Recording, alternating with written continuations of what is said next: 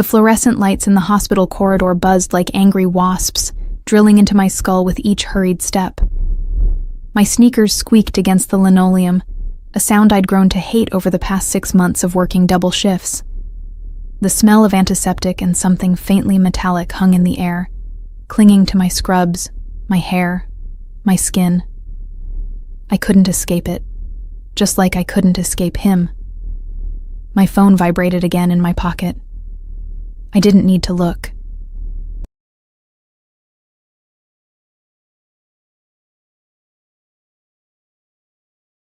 Marcus had already called 17 times today. 17. Each missed call was a promise, a threat wrapped in the memory of his voice. Smooth when he wanted something, jagged when he didn't get it. Emma, we need to talk about Lily. That's what his last voicemail said. As if he had any right to talk about our daughter. As if he hadn't disappeared for 3 years, leaving me to raise her alone in a 1-bedroom apartment with peeling wallpaper and a radiator that coughed more than it heated.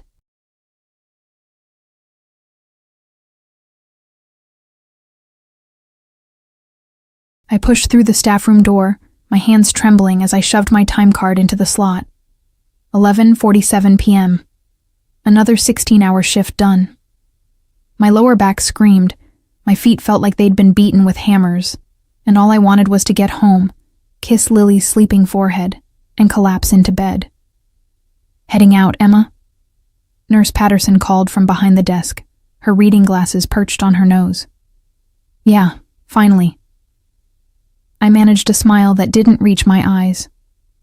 Get some rest, honey.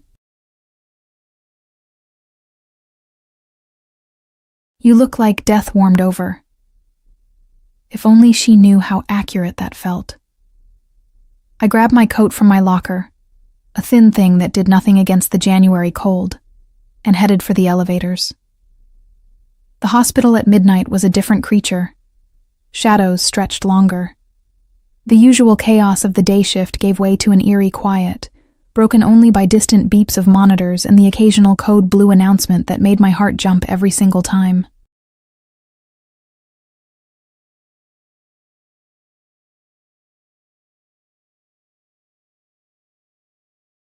The elevator dinged, and I jabbed the button repeatedly, a nervous habit I'd developed. Come on, come on. My phone buzzed again. I pulled it out. Marcus, I know you're getting off work. We need to talk. Tonight. My stomach twisted. How did he know my schedule? I'd blocked him on everything, changed my number twice. But Marcus had always been resourceful. That's what made him dangerous. Another text arrived before I could process the first. Marcus, I'm outside. Don't make this difficult. The elevator doors slid open with a soft chime, and I didn't think. I just moved. My feet carried me forward into the empty car, and I frantically pressed the button for the parking garage. The doors began to close, slowly, agonizingly slowly. Through the narrowing gap, I saw him. Marcus stood at the end of the hallway, his leather jacket catching the harsh lights. Even from this distance, I could see the set of his jaw, the way his hands clenched into fists.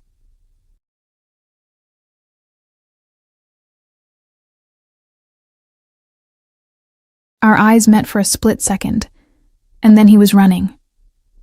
Hold the elevator. His voice echoed down the corridor. My finger jabbed the close door button over and over.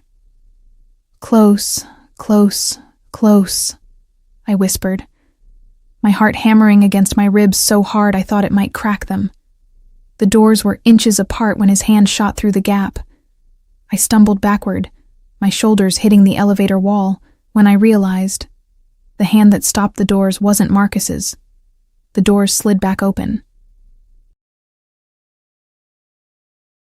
A man stood there, and everything about him was wrong for a hospital at midnight. His suit was so black it seemed to absorb light, tailored so precisely it must have cost more than 6 months of my rent. The fabric had a subtle sheen that whispered of Italian designers and private tailors. His shoes, polished to a mirror shine, Probably cost more than my car. But it wasn't his clothes that made my breath catch. It was him.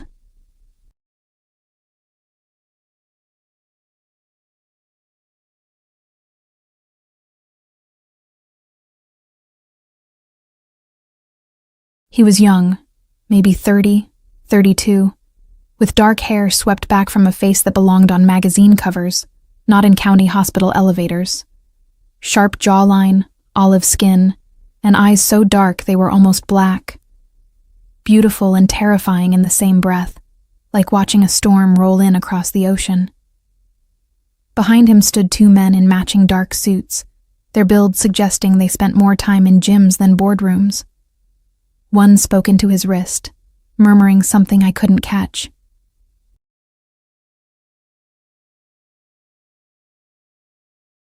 Security detail. The kind you didn't find in hospitals unless you were someone important. Or someone dangerous.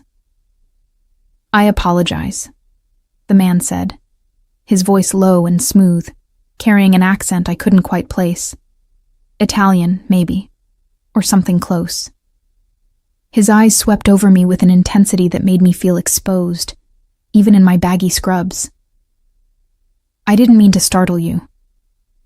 It's fine, I managed, pressing myself further against the wall to give him space. My heart was still racing, but now for an entirely different reason. He stepped inside, bringing with him the scent of expensive cologne, something dark and woodsy with notes of leather and smoke. It cut through the hospital's antiseptic smell like a knife. His two men followed, taking positions on either side of the elevator doors. One of them pressed the button for the parking garage, the same floor I needed. The doors slid shut, sealing us in together.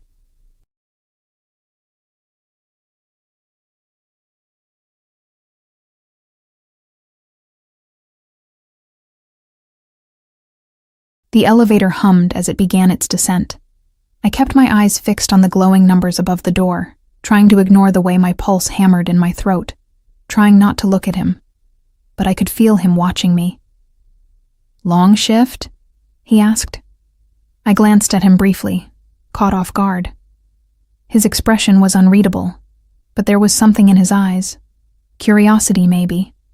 Or assessment. Like he was trying to figure out a puzzle.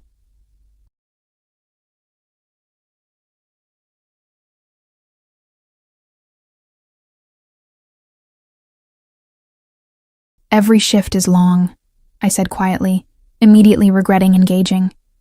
What was I thinking? The safest thing was to stay silent, get to my car, and get home to Lily. The corner of his mouth lifted, not quite a smile, but close. "I imagine so." He paused, then added, "You're a nurse?" "Yes." One word. Don't elaborate. Don't engage. "Noble work."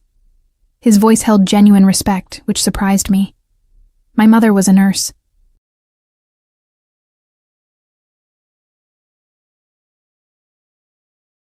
Before she... He stopped himself, something flickering across his face too quickly for me to read. The elevator jolted. I grabbed the railing, my knuckles going white. The lights flickered once, twice, and then the elevator shuddered to a complete stop. The gentle hum died. The emergency lights kicked on, bathing everything in a sickly red glow. "No," I whispered. "No, no, no." One of the guards immediately pulled out his phone, speaking rapid Italian into it. The other pressed the emergency call button. A crackling voice came through the speaker. "Elevator B is experiencing technical difficulties. Maintenance has been notified. Please remain calm." Remain calm. Right. Because I wasn't trapped in an elevator with three strange men. Because Marcus wasn't waiting for me outside. Because I didn't need to get home to my daughter. My breathing came faster. The walls seemed to press closer.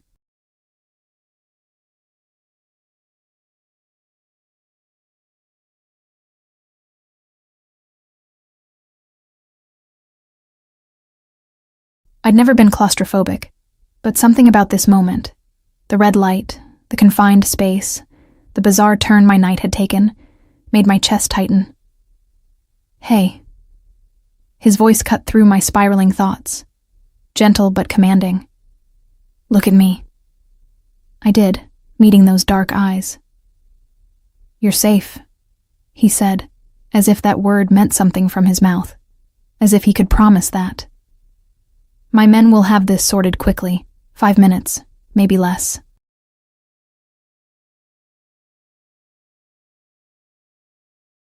"I need to get home," I heard myself say, hating how my voice cracked. "My daughter, she's with my neighbor, and I'm already late, and—" I stopped, realizing I was babbling to a complete stranger. What was wrong with me? But something shifted in his expression. His eyes softened almost imperceptibly. "How old?" "What?" "Your daughter. How old is she?" 3. The word came out automatically. I clutched my phone tighter, as if holding it could somehow transport me home. He nodded slowly, and I swore I saw something like pain flash across his face.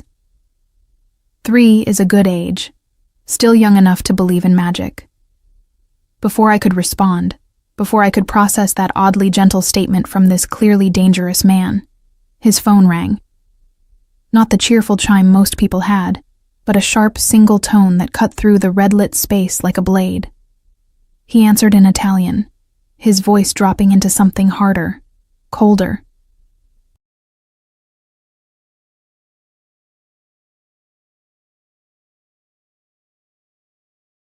The language flowed from him like music, but the melody was all sharp edges.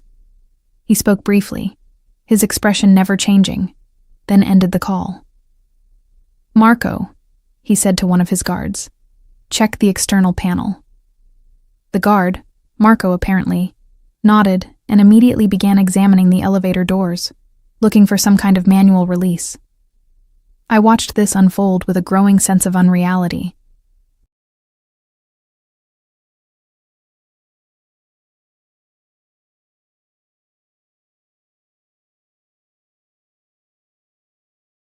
Who were these people? The suits, the immediate action, the way they moved with military precision. Nothing about this felt normal. My phone buzzed. I looked down at the screen. "Marcus. Where are you? Your car is still in the garage." Ice flooded my veins. He was here. In the parking garage. Waiting. "Problem?"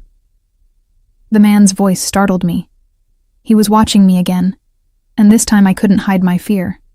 It must have been written all over my face. "No, I'm fine."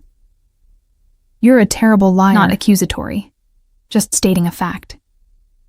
"Someone waiting for you down there?" I wanted to lie again, but what was the point? My ex, he's persistent. Persistent. He repeated the word like he was tasting it, finding it insufficient. "And you don't want to see him?" It wasn't a question, but I answered anyway. "No." Something dangerous flickered in his eyes. "Does he hurt you?" The directness of the question shocked me. "That's not... I don't... Does he hurt you?" Demanding truth. "He never hit me, if that's what you're asking. But he..." I trailed off, unsure why I was even having this conversation. "He has my daughter's birth certificate, important documents. He's threatening to..." I stopped myself. This was insane. I was spilling my life story to a stranger in a broken elevator. "To what?" I shook my head. "Nothing. It doesn't matter." The elevator shuddered again, and Marco said something in Italian.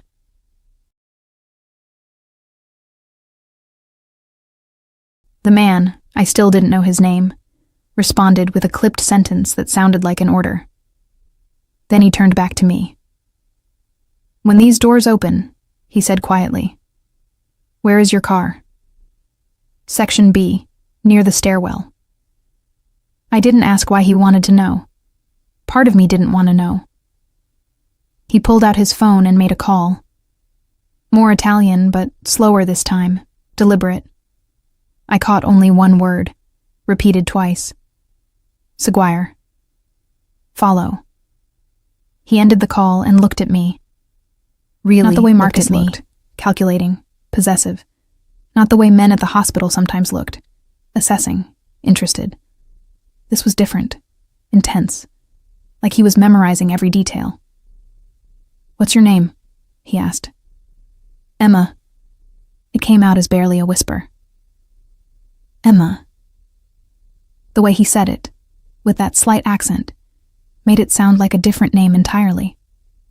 Something softer. I'm going to make sure you get to your car safely. And your ex, Marcus was it, won't bother you tonight. How did you... I didn't say his name. You have it written on your phone screen. He gestured to my hand, where I still clutched the device. You should change his contact name to something less personal. Makes it easier to disconnect. Before I could respond, the elevator lurched back to life. The normal lights flickered on, replacing the red emergency glow. The car began moving again, descending to the parking garage. Emma, he said as the numbers counted down.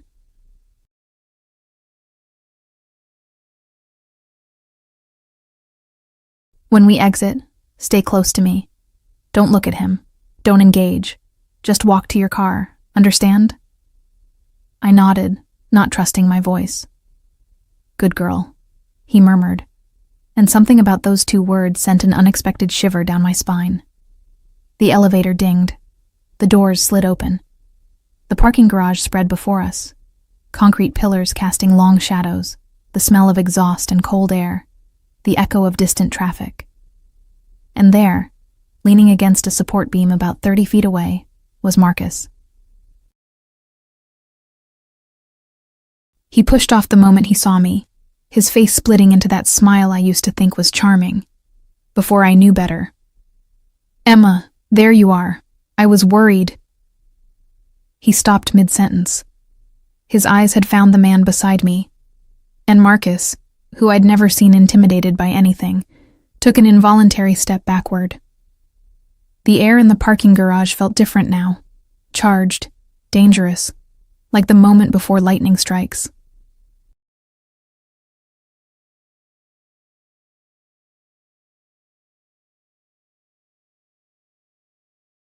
I stood frozen between two men, caught in a tension so thick I could barely breathe through it.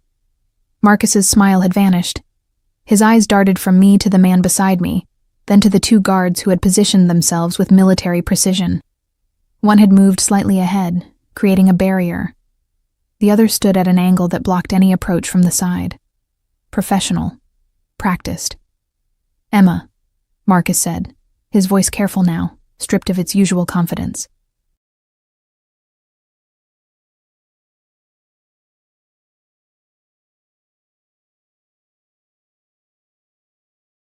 Who? Her escort, the man beside me said, his accent making the words sound almost elegant, almost polite. But there was nothing polite about the ice in his tone. And you are? Marcus's jaw tightened. I could see him calculating, trying to figure out who this stranger was, what authority he held. I'm her. We share a daughter. I need to speak with Emma. It's personal. No. The single word dropped like a stone.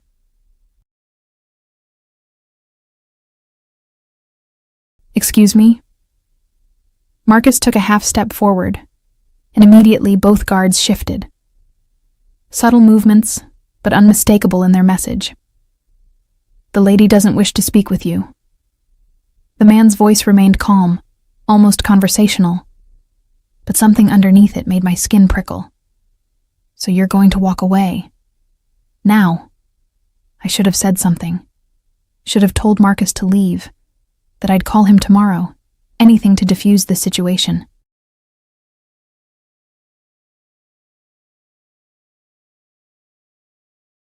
But words stuck in my throat as I watched something I'd never seen before. Marcus backing down. Look, man, I don't know who you think you are. I know exactly who I am. He took a single step forward. Just one.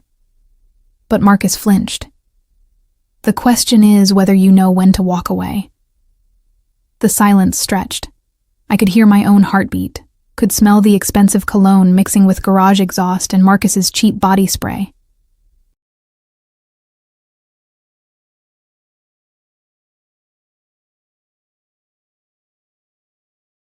Could feel the heat radiating from the man beside me, even though he stood perfectly still. Marcus's hands clenched into fists, then slowly relaxed. His eyes found mine, and I saw something there I'd never seen before. Fear, yes, but also fury at being dismissed, at being made small in front of me. "This isn't over, Emma," he said quietly. "Yes," the man beside me said, his voice dropping to something that made my stomach flip. "It is." Marcus held his gaze for another second, then turned and walked toward the exit. His footsteps echoed through the concrete space, each one feeling like a small victory. I watched until he disappeared through the stairwell door, half expecting him to turn back. He didn't. "Which car?" the man asked, his voice returning to that earlier gentleness. I pointed with a shaking hand toward my ancient Honda Civic, parked under a flickering light.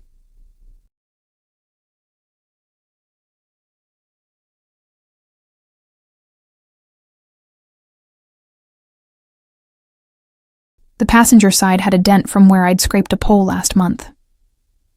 The paint was faded. Next to the sleek black Mercedes SUV parked a few spaces away, clearly his, my car looked like exactly what it was, the vehicle of someone barely scraping by. "Come."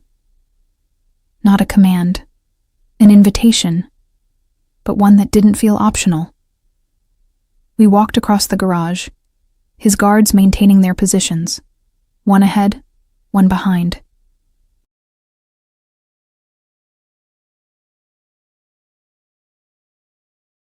The click of expensive shoes against concrete mixed with the squeak of my worn sneakers.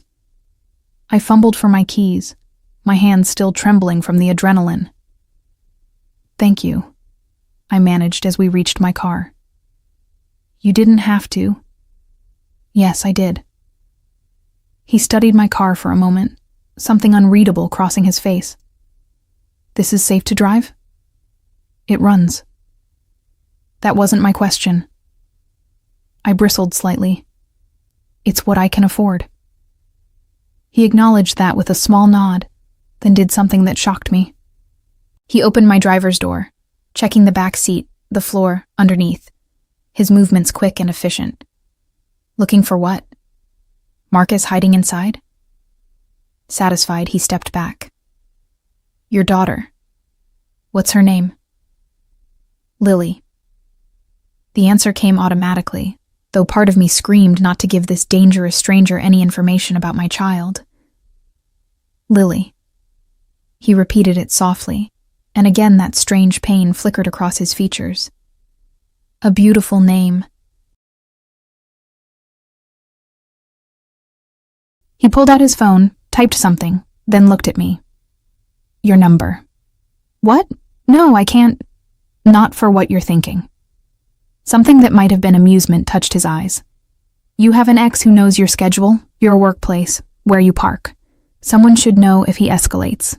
Give me your number, Emma." The way he said my name, with that slight roll of the R, the emphasis on the first syllable, did something to my insides that I absolutely could not afford to feel.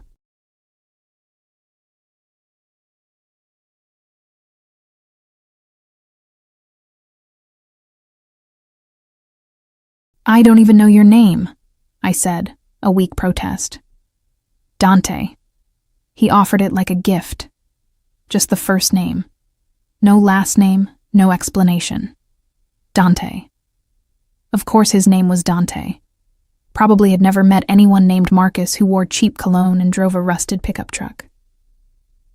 "I really need to get home to my daughter." "Then give me your number so I can ensure you arrive safely." There was a logic to it that I couldn't quite argue with, even though every instinct said this was a terrible idea. I rattled off my number. He typed it in, and seconds later, my phone buzzed. Unknown number. Save this. Use it if you need anything. D. I won't need anything, I said, even as my thumb moved to save the contact. Some traitorous part of my brain labeled it simply Dante. Perhaps not. He stepped back, giving me space to get into my car. But if your ex returns, if he tries to contact you again, you call me. Immediately. Why would you? You don't even know me. Why would you care what happens to some random nurse you met in an elevator? For a long moment, he just looked at me. Then, my mother was a nurse. She worked herself to exhaustion caring for others, and when she needed help, no one was there. His voice had gone quiet, distant. I was 15, too young, too powerless to protect her from the man who should have loved her. I'm not powerless anymore. The raw honesty in those words hit me like a physical blow.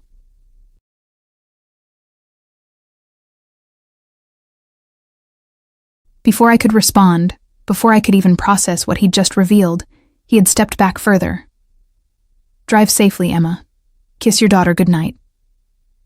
I got into my car, started the engine, which coughed twice before turning over, and pulled out of the parking space. In my rearview mirror, I watched him standing there, his guards flanking him, all three watching until I turned the corner and lost sight of them. The drive home took 20 minutes through empty streets.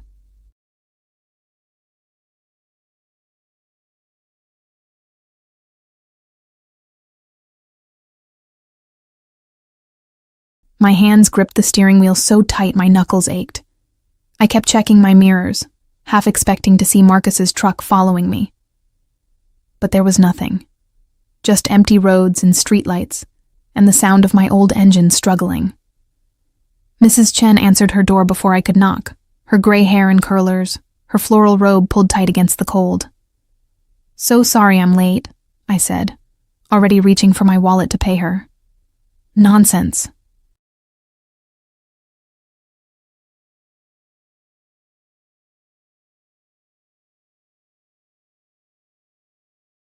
She waved me off like she always did, refusing payment even though I knew she needed it as much as I did. Lily's been asleep since 8, good as gold that one. I gathered my sleeping daughter from Mrs. Chen's couch, wrapping her in the blanket she refused to sleep without. She stirred slightly, her small hand fisting in my scrub top. "Mama?" she murmured, not quite awake. "I'm here, baby. I've got you." Our apartment was on the 3rd floor, and the elevator had been broken for 2 weeks.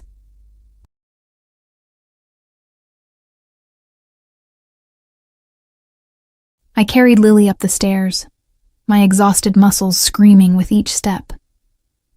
Inside, I laid her in her bed, really just a mattress on the floor in the corner of my bedroom, because we couldn't afford a second bedroom. I changed out of my scrubs, washed the hospital smell from my skin as best I could with lukewarm water. The hot water heater had been acting up, and finally collapsed onto my own bed. My phone sat on the nightstand, Dante's message still glowing on the screen. I should delete it.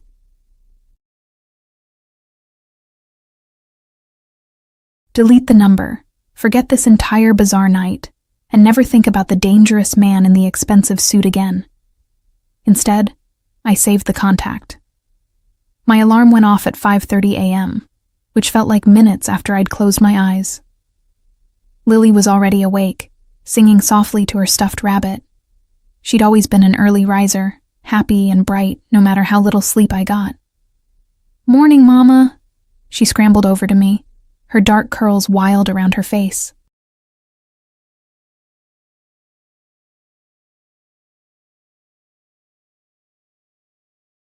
She had Marcus's curls but my green eyes, a fact that used to make him happy and now seemed to make him angrier. "Morning, sunshine." I pulled her close, breathing in the baby shampoo smell of her hair. This was why I worked double shifts, why I lived in this tiny apartment, why I fought so hard. For these moments. I got her ready for daycare, the subsidized kind that smelled like industrial cleaner and had too many kids per teacher but was all I could afford.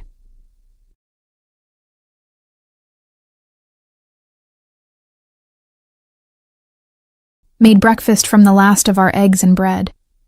Ignored the stack of bills on the counter that I couldn't look at without my chest tightening. Marcus called twice while I was getting Lily dressed. I ignored both calls. The third call came as I was buckling Lily into her car seat. What, Marcus? We need to talk, today. I'm taking Lily to daycare. I have another shift in an hour. Then after. I'm not playing games anymore, Emma. I want custody papers drawn up, 50-50 split.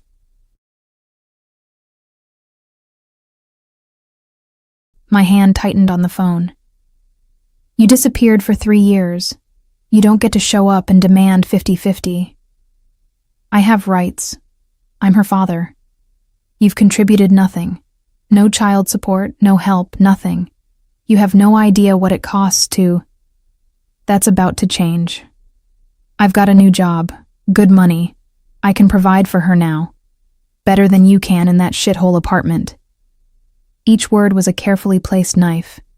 He knew exactly where to cut.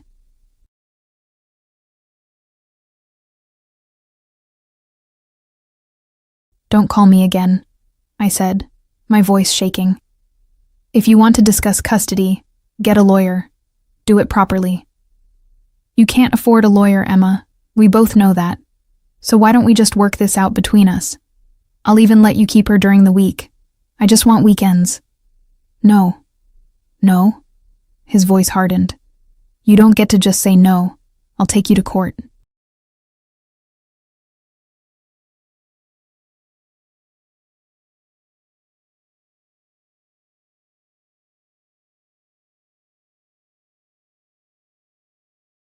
I'll tell them about your work schedule, how you're never home, how you leave her with that old neighbor.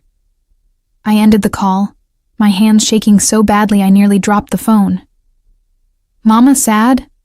Lily asked from her car seat, her little face worried. No, baby. I forced a smile, turned around to squeeze her foot. Mama's fine. Let's get you to school, okay? The daycare drop-off was rushed. I kissed Lily 3 times, promised to pick her up at 6, and watched her run inside without looking back. That resilience, that joy, she got that from me. Or maybe from who I used to be, before life ground me down. The hospital shift blurred into the usual chaos. Emergency admission, a code blue, 3 discharges, 2 angry families, 1 doctor who couldn't find his own ass with both hands and a map. I moved through it all on autopilot, my mind elsewhere, on Marcus's threats, on custody battles I couldn't afford to fight.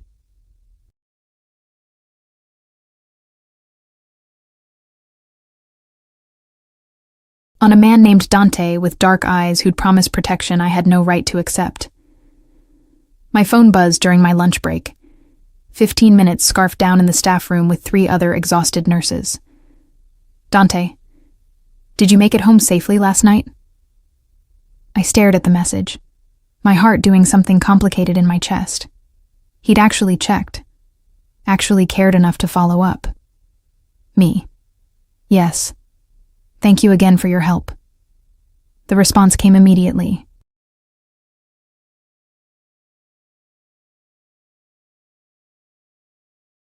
Dante, has he contacted you again?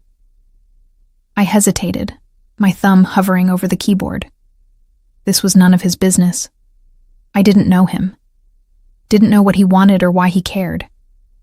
Getting involved with someone like him, someone who radiated danger and power, was the last thing I needed. But Marcus's words echoed in my head, the threat of court, of losing Lily. Me. Yes. He's threatening custody.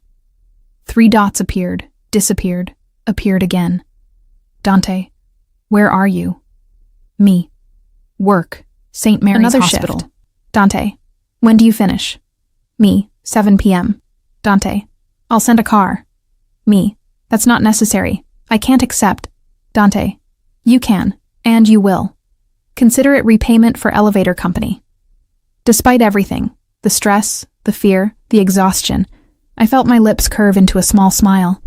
Me, that was terrible company, broken elevator. Dante, then I owe you more than just a car. 7 p.m. Don't argue. I didn't argue. Maybe I should have.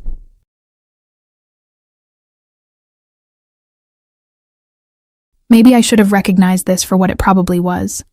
A wealthy man used to getting what he wanted, and I was just the latest curiosity. But when 7 o'clock came and I walked out into the cold night air, there was a black car waiting.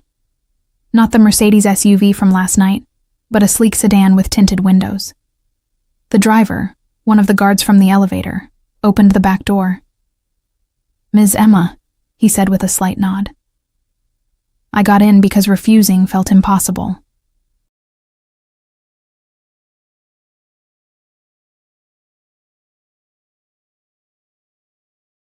The interior smelled like leather and that same expensive cologne, and sitting in the back seat, looking at his phone with an expression of intense concentration, was Dante. He looked up as I slid in, and something in his face softened. "Hello, Emma." "This is too much," I said immediately. I can't accept this.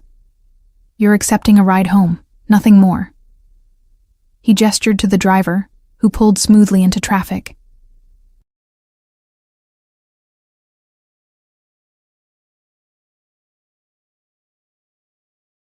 "Unless you'd prefer I let you drive that car that barely runs through empty streets alone while your ex knows your schedule. How did you—" "I pay attention."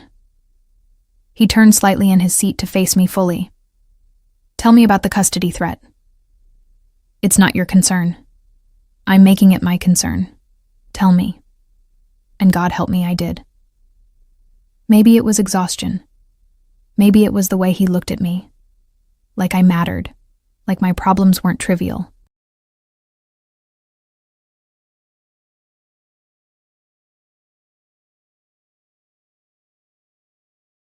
Maybe it was just the desperate need to tell someone, anyone, about the fear that had been building in my chest since Marcus reappeared.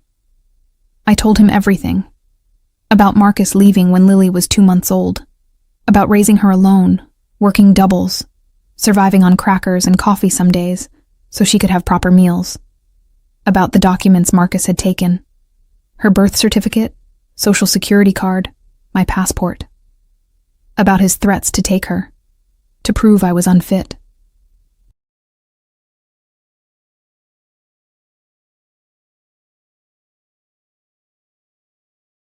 Dante listened without interrupting. His expression remained neutral, but I saw his jaw tighten with each detail. His hands, resting on his knee, slowly curled into fists. When I finished, he was quiet for a long moment. The car glided through traffic, the city lights painting shadows across his face. "These documents he has," Dante said finally. "You need them back." "I've tried. He won't. You'll have them by tomorrow evening." I laughed, a sharp, bitter sound. "You can't just— Marcus won't give them up. He's using them as leverage."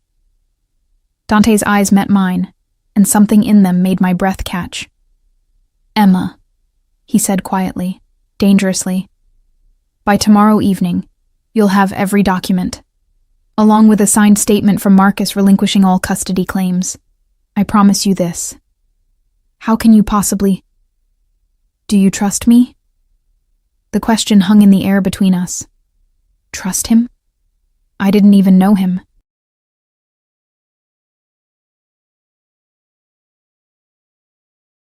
Didn't know what he did, who he really was, what he wanted from me. But when I looked into those dark eyes, I found myself nodding. "Yes," I whispered, shocking myself with the truth of it. His hand moved, slowly, giving me time to pull away. His fingers brushed my cheek, just a whisper of contact, but it sent electricity racing through my entire body. "Then trust me to handle this," he murmured. "No one threatens to take your child.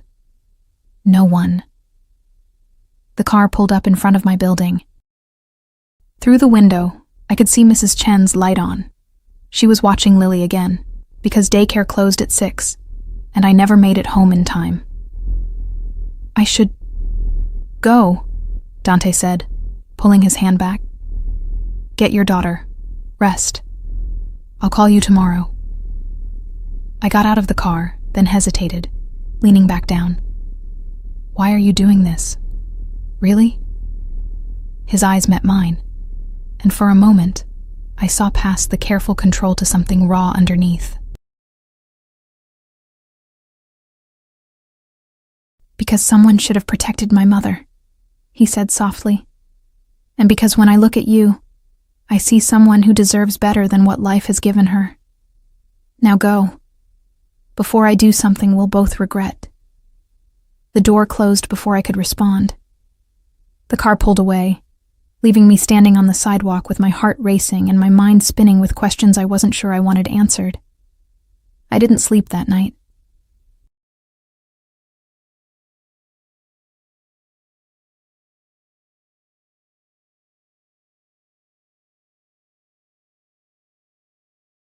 Every time I closed my eyes, I saw Dante's face. The way his jaw had tightened when I told him about Marcus, the dangerous promise in his voice when he said he'd handle it. The gentle brush of his fingers against my cheek that had somehow branded itself into my skin. "By tomorrow evening, you'll have every document." How? The question circled my mind like a vulture.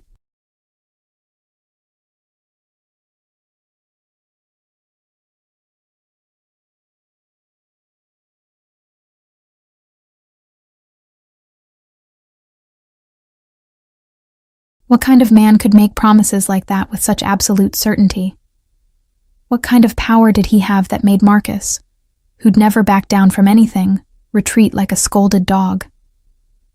Lily stirred beside me, her small body curled against mine in our shared bed.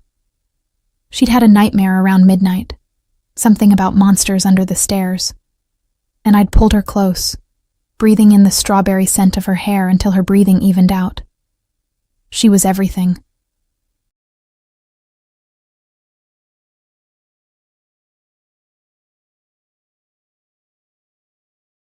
My entire world compressed into 3 feet of wild curls and endless questions and laughter that sounded like wind chimes. The thought of Marcus taking her, even for weekends, made something violent and primal surge in my chest. My phone lit up on the nightstand. 3:47 a.m. Dante. "You're awake." Not a question, a statement. I stared at the message, my heart doing that complicated thing again. How did he know? Me. Can't sleep. How did you know I was awake? Dante. Because I am. And because you're worrying about tomorrow. Don't. Me. Easy for you to say. Dante.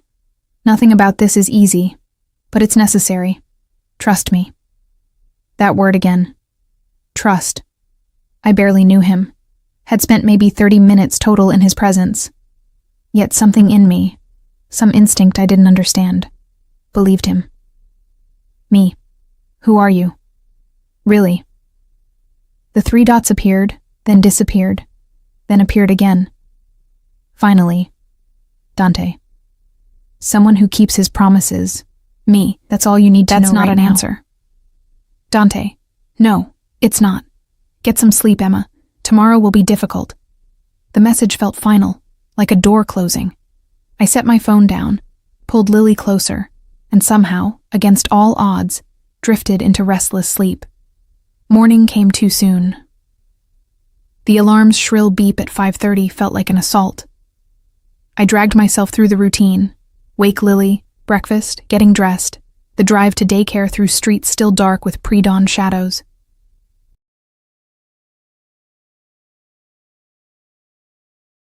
Mama, why are you sad? Lily asked from her car seat as I pulled into the daycare parking lot.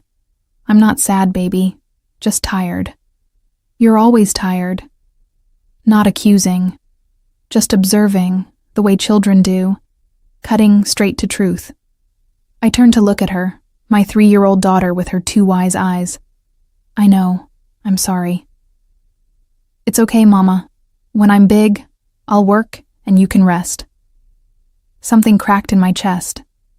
I unbuckled my seatbelt, twisted around to cup her small face in my hands. You just worry about being a kid, okay? Let Mama worry about the rest. She nodded solemnly, then grinned. Can we have pizza tonight? Maybe. We'll see. That means no. She'd figured out that particular adult code. That means maybe, I corrected, kissing her forehead. Now come on, let's get you inside. The hospital shift dragged. Every minute felt like an hour.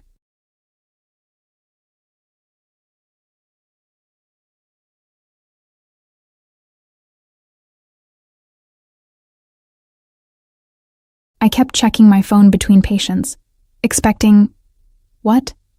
A message from Dante? News about Marcus?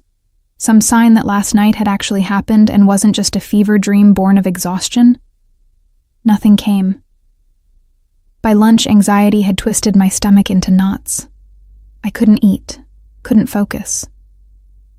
Nurse Patterson pulled me aside after I nearly gave a patient the wrong medication, caught it just in time. But still. Emma, honey, you need to go home. I'm fine, just distracted. You're more than distracted. You're a liability right now. Her voice was gentle but firm. Whatever's going on in your personal life, you can't bring it here. Go home. We'll cover your shift. Shame burned through me. She was right. I was useless today. Worse than useless. Dangerous. I'm sorry. Don't apologize. Just go. Take care of whatever needs taking care of. I gathered my things, changed out of my scrubs, and walked out into the afternoon sunlight. 3 o'clock. Too early to pick up Lily. Too late to do anything productive. I sat in my car in the parking lot, staring at my phone. It rang. Unknown number. My hand shook as I answered. Hello? Emma. Dante's voice, smooth and dark. Where are you? Hospital parking lot. They sent me home early. I couldn't focus. Good. Stay there. I'm sending a car. Dante, I can't just... Yes, you can. We need to talk. Face to face. A pause. Please. That single word, please, undid me. I'd expected commands, demands. Not courtesy. Not consideration. Okay, I whispered. 10 minutes. He ended the call. I sat there, gripping my phone, trying to understand what I was doing. Getting into cars with strange men. Accepting help I couldn't repay. Letting someone I barely knew insert himself into my life, my problems, my daughter's future.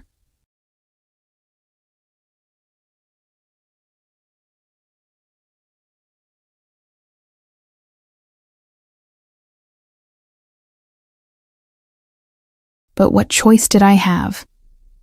Fight Marcus alone with no money for lawyers? Lose Lily because I couldn't prove I was fit?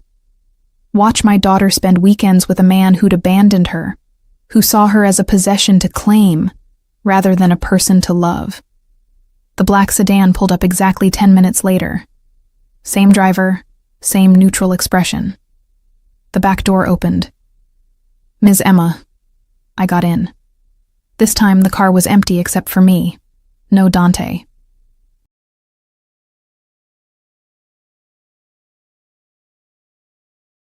Just leather seats and that cologne scent, and the quiet hum of expensive engineering.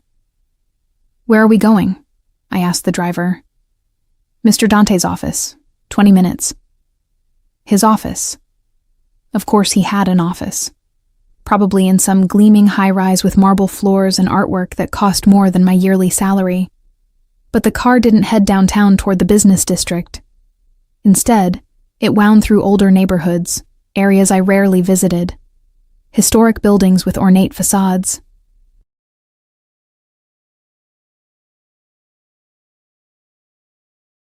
Streets lined with trees that had seen decades pass. Old money. Real power. We pulled up in front of a 4-story brownstone that looked like it belonged in a movie. Ivy climbed the brick walls. The windows reflected the afternoon sun like mirrors. A discreet brass plaque beside the heavy wooden door read simply, D. Salvatore, Private. The driver opened my door. I stepped out onto the sidewalk, feeling desperately out of place in my jeans and hospital hoodie. This was a mistake. I should leave. The door opened. Not Dante, but Marco, the guard from the elevator. He nodded to me. Ms. Emma, please come in. Inside was somehow even more intimidating. Hardwood floors gleamed under tasteful lighting. Original artwork lined the walls. Not prints, but actual paintings with visible brushstrokes. A staircase curved upward, its banister carved wood that looked antique. And sitting in the office to the right, behind a massive desk of dark wood, was Dante. He stood when he saw me, and I felt that same jolt I'd felt in the elevator. He'd removed his suit jacket. His white shirt was unbuttoned at the collar, sleeves rolled to his forearms. Somehow this slightly undone version of him was even more devastating than the perfectly polished one. Emma. He came around the desk. Thank you for coming. Did I have a choice? A slight smile touched his lips. Always. You always have a choice with me. Marco closed the door behind me, leaving us alone. The office smelled like old books and leather and that cologne that was becoming dangerously familiar. Sit, please. Dante gestured to a chair facing his desk. Not the imposing office chair on his side, but a comfortable armchair that looked like it cost more than my car. I sat. He leaned against his desk, arms crossed, studying me with that intensity that made my skin prickle. I promised you documents, he said. And a signed statement from Marcus. My heart jumped. You already? How is that possible? I had a conversation with your ex this morning. A very productive conversation. What kind of conversation? The kind where I explained that his best interests lay in cooperating. Dante's voice remained level, almost casual, but something underneath it made my stomach flip. He was reluctant at first, quite insistent about his rights as a father, but I can be very persuasive when necessary. Persuasive how? I needed to know. Needed to understand what I'd gotten myself into. Dante studied me for a long moment.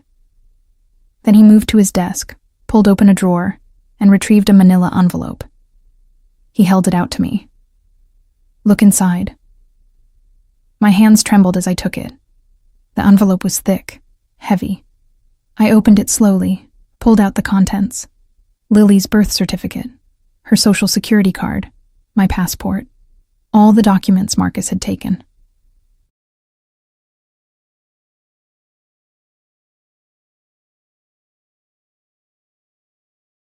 And beneath them, a notarized statement, signed and dated today, in which Marcus James Crawford relinquished all parental rights and claims to Lily Rose Crawford, agreed to have no contact with either of us, acknowledged receiving no coercion or payment.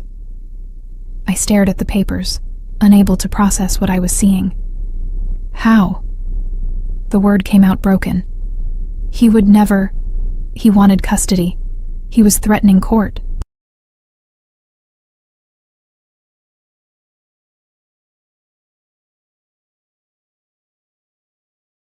How did you... I showed him that fighting would be considerably more expensive than conceding, Dante's voice remained neutral. I had my people dig into his background, recent activities, the new job he mentioned. It's with a shipping company, the kind that doesn't ask many questions about what's being shipped. Your ex has been helping move merchandise that customs would find very interesting. Ice flooded my veins.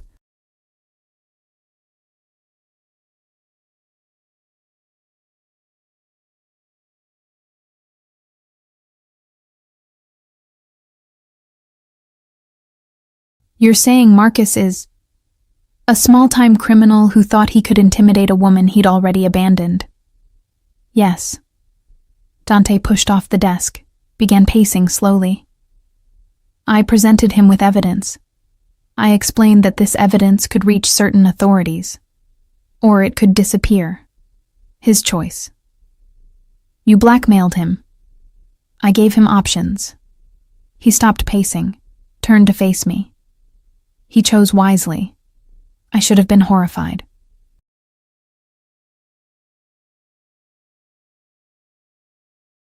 Should have run from this man who could casually ruin lives with a phone call and some dug-up dirt. Should have recognized the danger I was in. Instead, I felt something warm spreading through my chest. Relief, gratitude, and underneath it, something darker that I didn't want to examine. I can't repay you for this, I said quietly. I don't want your money, Emma. Then what do you want? The question hung between us.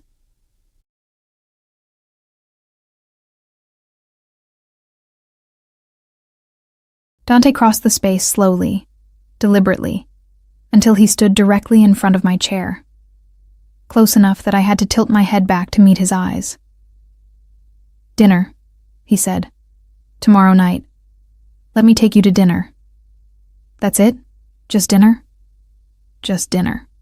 His voice dropped lower.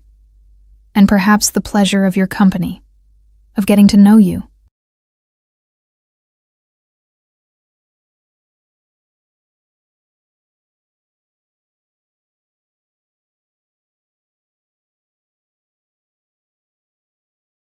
Of understanding why a woman who works herself to exhaustion for her daughter, who drives a car that barely runs, who lives in an apartment with broken heat, still manages to smile at strangers in elevators.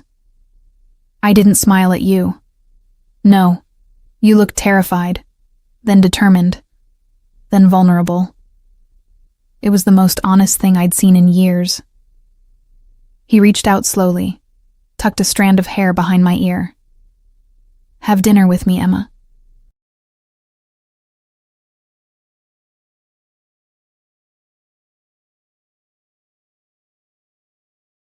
Let me give you one evening where you don't have to worry about bills or custody, or whether your ex will show up at your work. Every rational part of my brain screamed, this was a terrible idea. I didn't know him.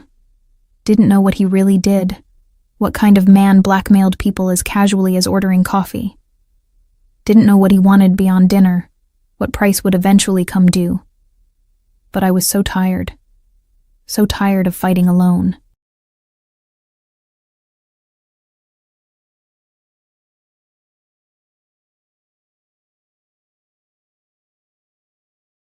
So tired of being strong and responsible and never letting myself want anything.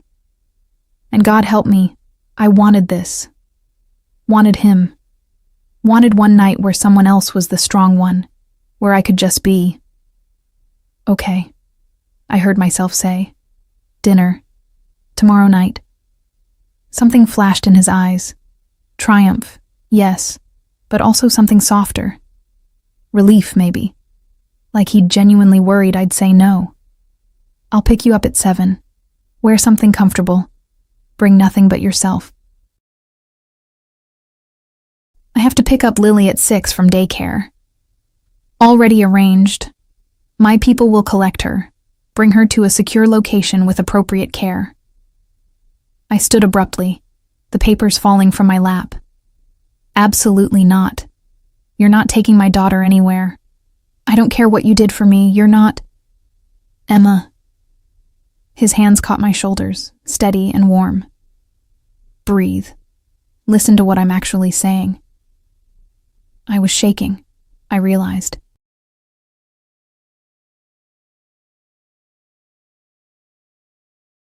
Trembling with sudden fear and fury at the idea of Lily going anywhere with strangers. Mrs. Chen, Dante said calmly. Your neighbor who watches Lily. I'll send a car for her too. She'll stay with Lily at your apartment. My people will provide security outside. Nothing more. Your daughter stays in her home, with someone she knows and trusts. I would never suggest otherwise. The logic slowly penetrated my panic. Mrs. Chen. My apartment. Security outside. Oh, I managed. Okay. That's... Okay. His thumb stroked small circles on my shoulders, a gesture probably meant to comfort, but that instead sent heat racing through me. I would never do anything to frighten your child, he said quietly, or to make you doubt her safety. Children are... He stopped himself, that familiar pain flickering across his face. Children are sacred. They should be protected, cherished, never used as weapons or bargaining chips.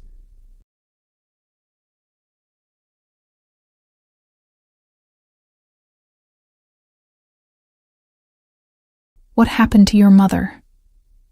The question escaped before I could stop it. His hands dropped. He stepped back, and I immediately missed his warmth. That's a story for another time. His voice had gone carefully neutral.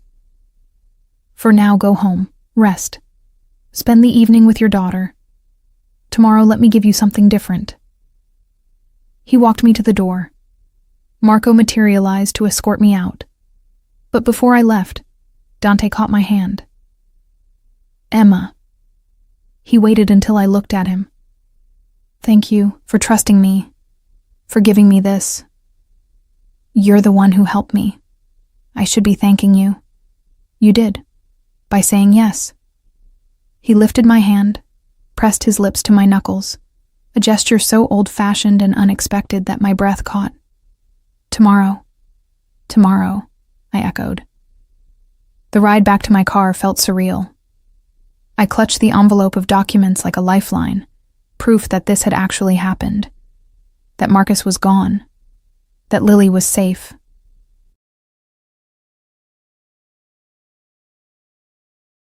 That tomorrow night, I had a date with the most dangerous man I'd ever met. I picked up Lily from daycare at 6. She ran to me like always, arms outstretched, face bright with joy. Mama, we painted today. I made you a picture. She thrust a piece of construction paper at me, stick figures in what I assumed was our apartment, with a sun that took up half the page. It's beautiful, baby. We'll hang it on the fridge. That night, I made us spaghetti with the last jar of sauce.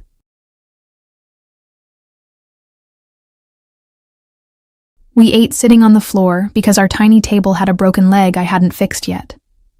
Lily chattered about her day, about juice boxes and playground politics, and how Tommy said girls couldn't be astronauts, but she told him he was wrong. You're absolutely right, I told her, twirling pasta on my fork. Girls can be anything they want. Even Mama? The innocent question hit harder than it should have. Even Mama. Then why are you always sad? I set down my fork.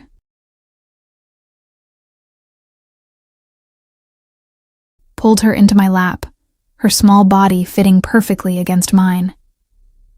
I'm not sad when I'm with you, I said truthfully. You're my favorite person in the whole world. More than Daddy? My chest tightened. We hadn't talked about Marcus much. She barely remembered him. You're Daddy. He can't be around right now, but that's okay. We've got each other, right? She nodded against my chest. And Mrs. Chen.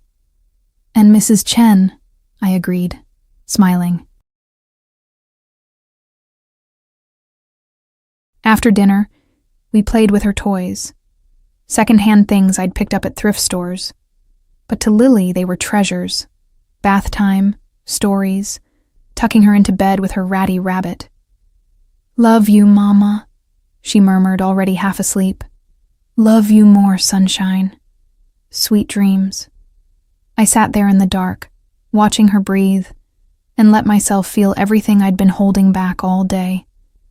Relief that Marcus was gone, gratitude for Dante's help, fear about what tomorrow might bring. And underneath it all, a dangerous flutter of anticipation. My phone buzzed. "Dante. Sleep well, Emma.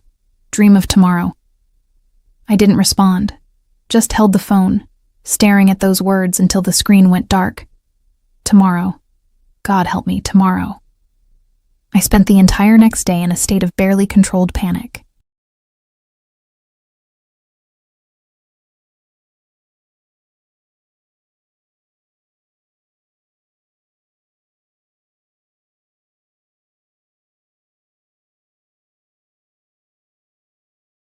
What did one wear to dinner with a man like Dante?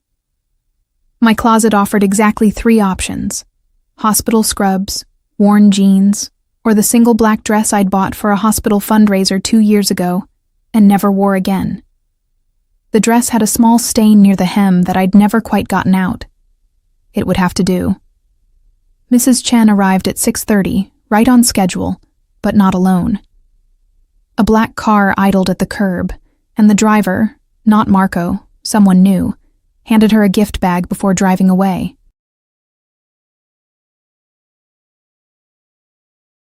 "What on earth?" Mrs. Chen peered into the bag, then laughed. "Oh my, your young man has good taste." Inside was a bottle of expensive wine, a box of Belgian chocolates, and an envelope containing 5 crisp $100 bills with a note in elegant handwriting. "For your time and care. Thank you for watching over what matters most." D. $500? Mrs. Chen's eyes went wide. "Emma, who is this man?" "Someone helping me with a situation." I couldn't quite meet her eyes. "It's complicated. Complicated rich, apparently."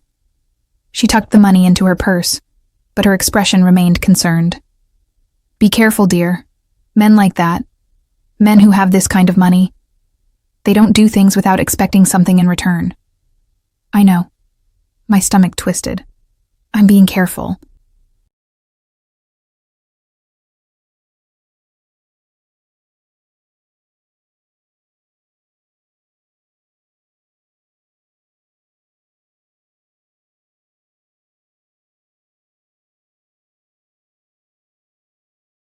But was I? Letting him blackmail my ex, accepting rides, agreeing to dinner? Was any of this careful? Or was I just so desperate for help, so exhausted from fighting alone, that I'd walked straight into a gilded cage without realizing it? Lily was already attached to Mrs. Chen's leg, begging for cookies. "Just one before bed," I warned. "2, Lily negotiated. 1.5. She considered this seriously, then nodded. "Deal." I kissed her forehead 3 times, our ritual. "Be good for Mrs. Chen." "Always am." She grinned, already dragging our neighbor toward the kitchen. I retreated to my bedroom, staring at the black dress laid out on my bed. The mirror on my closet door reflected someone I barely recognized. Pale, nervous, with dark circles under her eyes that no amount of concealer would hide. When had I last dressed up for someone? When had anyone last looked at me as something other than a tired mother or overworked nurse? The buzzer rang at exactly 7.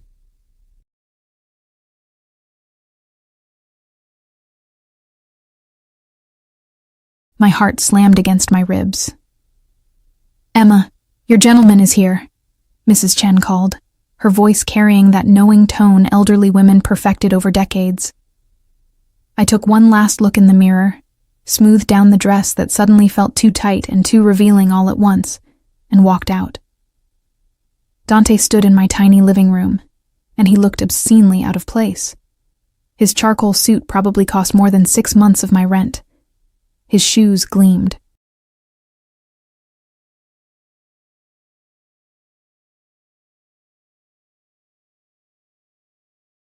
Everything about him screamed wealth, power, danger, and he was standing next to my sagging couch with its patches and my daughter's toys scattered across the worn carpet. But his eyes, when they found me, they made everything else disappear. Emma. My name in his mouth sounded like prayer. He crossed the small space in 3 strides, stopped just close enough that I could smell that cologne, feel the heat radiating off him. You look beautiful. I look tired, I corrected automatically.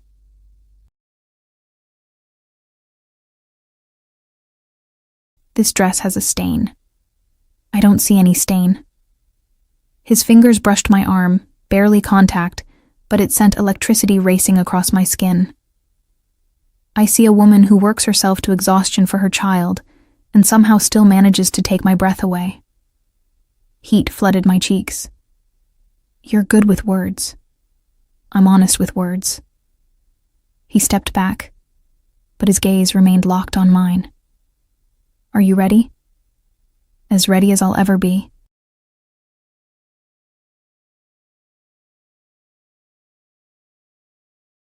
Lily chose that moment to peek around the corner, her eyes going wide at the sight of Dante.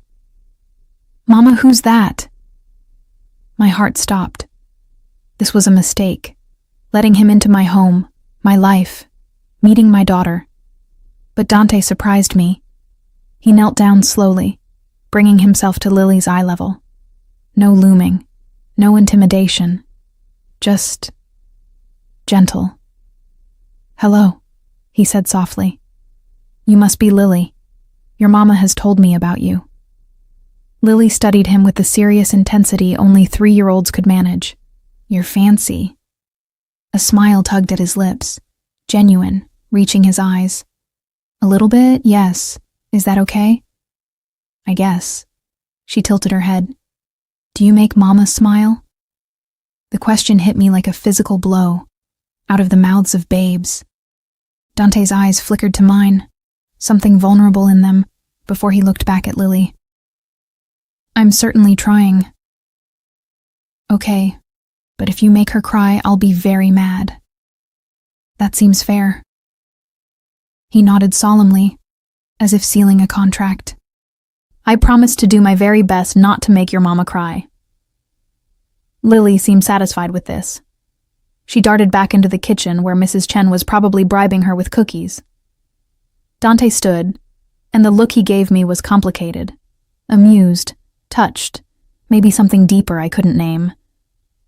She's fierce, he said quietly, like her mother. She's everything, I whispered back. I know. He offered his arm, old-fashioned and courtly.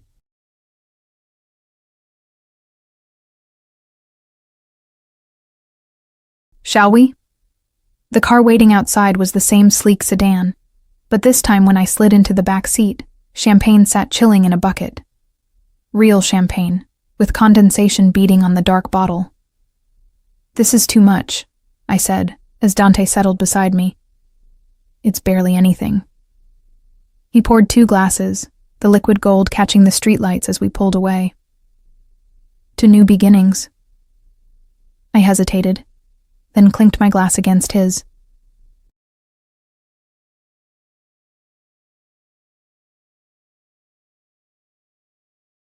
The champagne tasted like stars and possibilities, things I'd almost forgotten existed. We drove through the city as dusk settled, painting everything in shades of orange and purple. Dante sat close enough that our knees occasionally brushed, sending little shocks through me each time. He asked questions about Lily, about nursing, about how I'd ended up in this city. I found myself talking.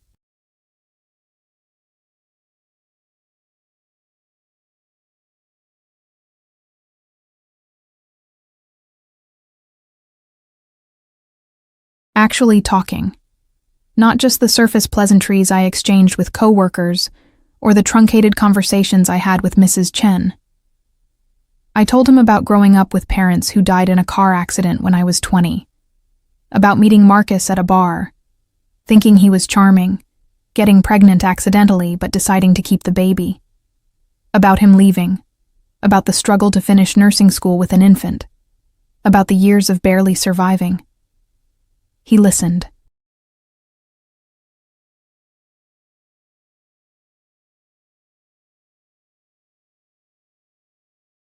Really listened, not just waiting for his turn to speak. His hand found mine at some point, fingers threading through mine like it was the most natural thing in the world.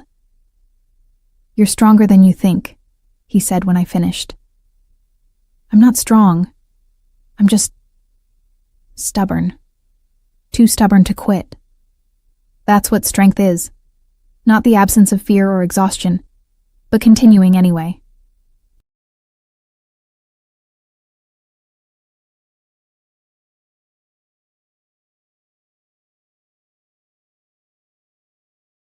The car pulled up in front of a restaurant I'd seen featured in magazines, the kind with a year-long waiting list and prix-fixe menus that cost what I made in a week.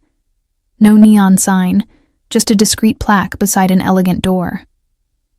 "Dante, I can't. This is... You can." He helped me out of the car, his hand warm at the small of my back. "Tonight, you let me take care of everything. No worrying about prices or appropriateness. Just be. Can you do that?" I wanted to argue. Wanted to maintain some independence, some pride. But the warmth in his eyes, the gentle pressure of his hand, the promise of one evening where I didn't have to be strong, it undid me. "Okay," I breathed. "Okay." Inside, the maitre d' greeted Dante by name. We were escorted to a private corner table, tucked away from other diners. Candlelight flickered across white linens.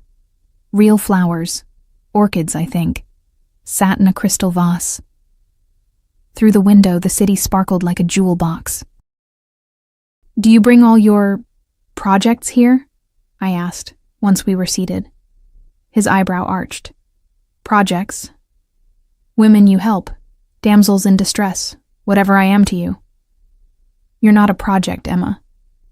He leaned forward, his eyes intense in the candlelight.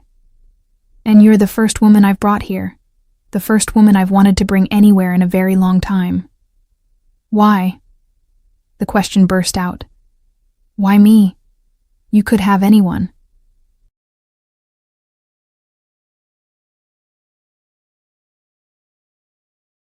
Someone who fits into your world, who knows which fork to use, who doesn't show up in a stained dress from a thrift store. That dress isn't stained. His hand covered mine across the table. And I don't want someone from my world. My world is full of lies and games and people who smile with knives behind their backs. You're real, honest.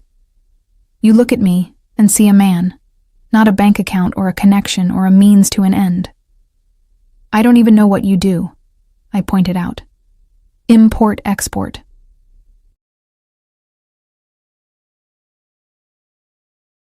He said it smoothly, practiced. "Among other ventures."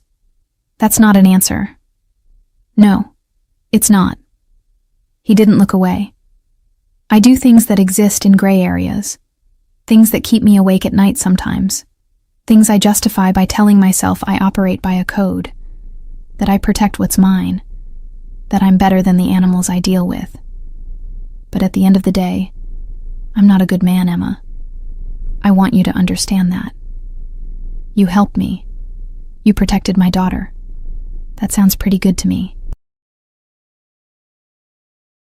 I blackmailed a man, threatened to destroy his life, had people dig through his private business, would have done worse if necessary.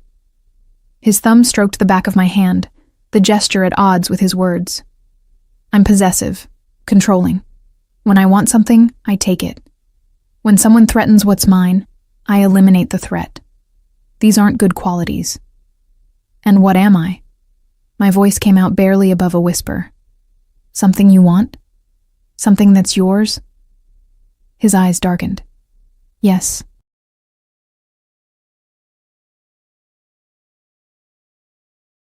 And the single word sent heat flooding through me. I should have been scared, should have run, But instead, I felt something dangerous unfurl in my chest. Want, need, the dark thrill of being claimed by someone who looked at me like I was precious. "I barely know you," I managed. "Then let me tell you." He settled back, but didn't release my hand. "My name is Dante Salvatore. I'm 32. I was born in Naples, but came here when I was 15, after my mother died.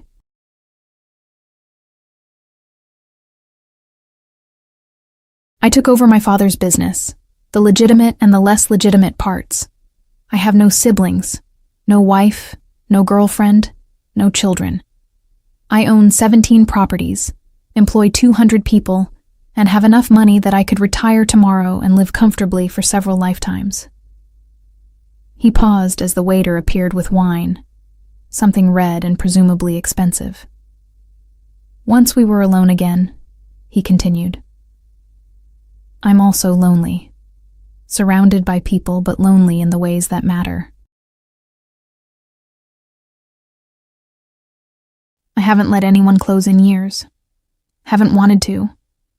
And then I saw you in that elevator, exhausted, scared, running from a man who should have protected you. And something in me recognized something in you." "What?" I breathed. "Survival. The will to keep going even when everything says to quit. My mother had that. She worked herself to death caring for others while my father..." His jaw tightened. "While my father took and gave nothing back. He hit her, controlled her, made her small. I was too young, too weak to stop him." My heart cracked. "Dante, when I saw Marcus, saw that fear in your eyes, I saw my mother, and I swore I would never let another woman suffer like that if I had the power to stop it." His eyes met mine, fierce and vulnerable. "So yes, I want you. Yes, you're already mine in my head, in my heart. But I'll never cage you, Emma. Never make you small. I'll give you everything, ask for nothing but your honesty and your presence. No strings. No obligations." "I don't believe that," I said softly. "Everyone wants something." "Then I want this." He raised my hand to his lips, pressed a kiss to my palm that made my breath catch. "Your company, your smile, the privilege of making your life easier, of giving you things you deserve, security, comfort, moments of joy. Is that so terrible? It sounds too good to be true. Then let me prove it's real."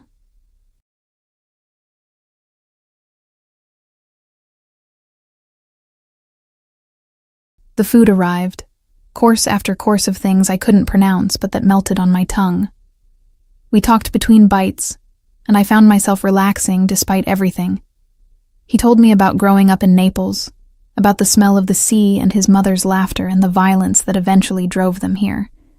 I told him about nursing school, about Lily's first word, Mama, of course, about the small joys I found in my exhausted life.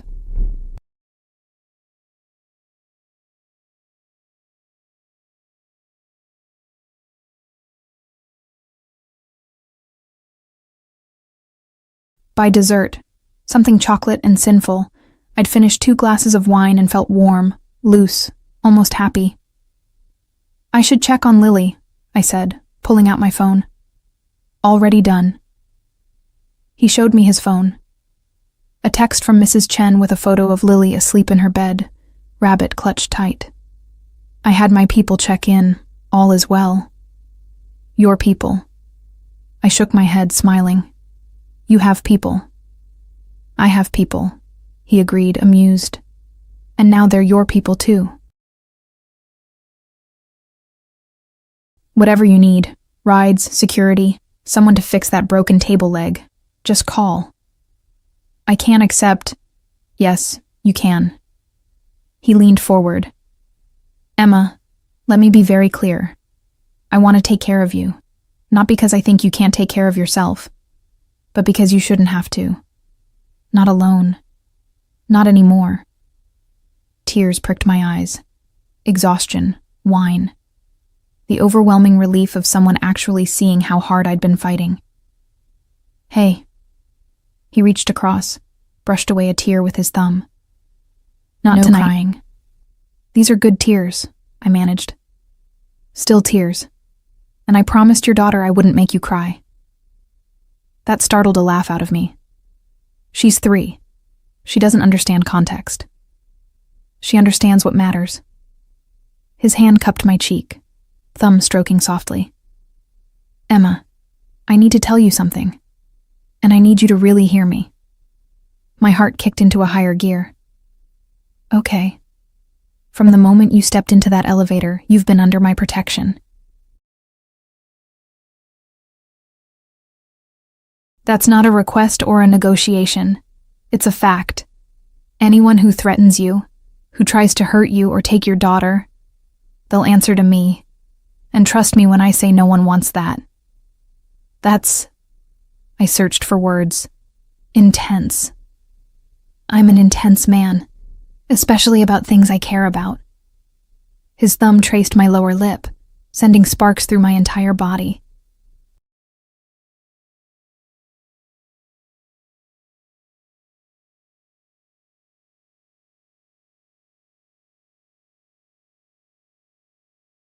Do you understand what I'm saying? That you're possessive and controlling, like you warned me? But my voice came out breathy, not accusatory.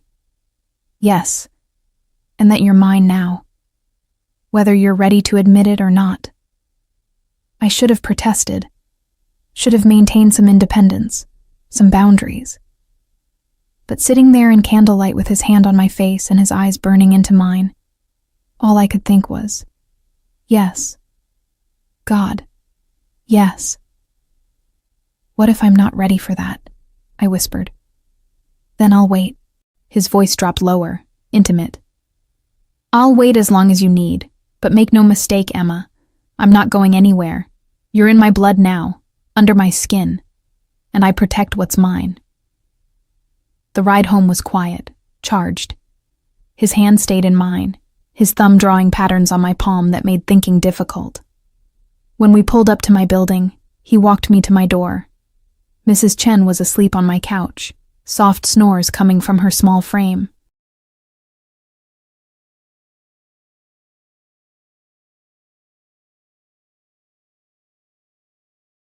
Dante pulled out his phone, and within minutes one of his people arrived to drive her home. Payment for the evening, he explained quietly.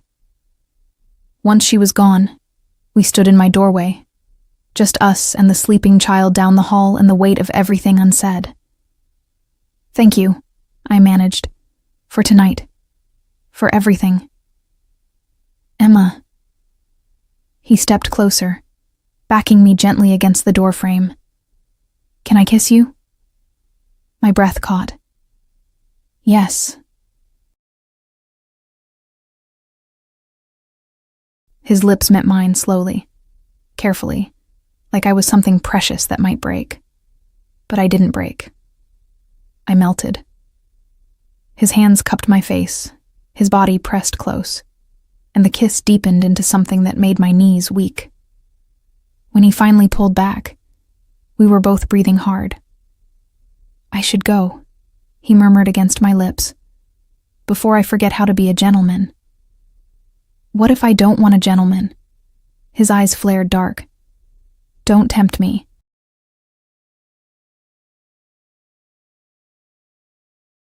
Not when your daughter is sleeping 15 feet away. He was right. Of course he was right. But God, I wanted to be reckless. Wanted to pull him inside and forget about being responsible and careful. Tomorrow, he said, pressing one more soft kiss to my lips.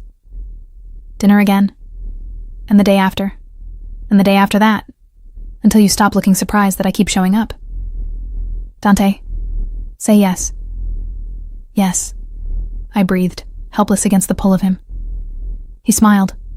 A real smile, warm and genuine. Now lock this door behind me. And text me when you're in bed so I know you're safe. He left before I could respond. I locked the door, checked on Lily, still sleeping peacefully, and collapsed onto my bed. My phone buzzed. Dante. Already missing you. Tomorrow can't come soon enough. I stared at the message, my heart doing complicated things in my chest. This was dangerous, reckless, everything I shouldn't want. Me. I'm in bed, safe. Thank you for tonight. Dante. The first Sleep of well, many. Emma. Dream of me. I did. God help me. I did. The next 3 weeks felt like living in a dream I was terrified to wake from. Dante kept his word. Dinner the next night, and the night after that, and after that. Sometimes at expensive restaurants where waiters knew his name. Sometimes at small hidden places he claimed served the best food in the city.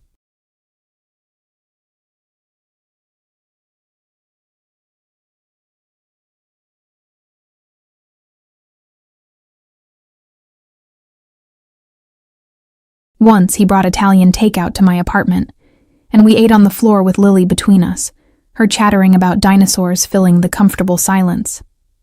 He never pushed, never demanded more than I was willing to give. But his presence became constant. A driver waiting to take me to work, security I never saw but somehow knew was there, groceries appearing in my fridge that I hadn't ordered but desperately needed.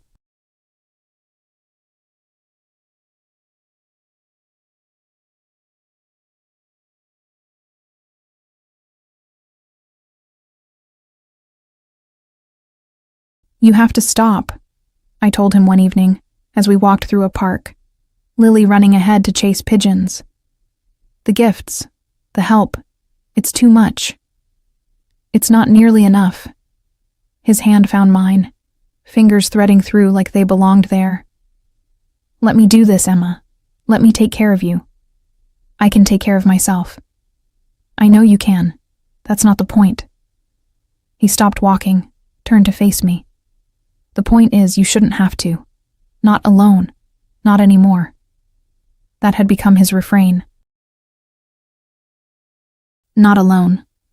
Not anymore. And God help me. I was starting to believe it.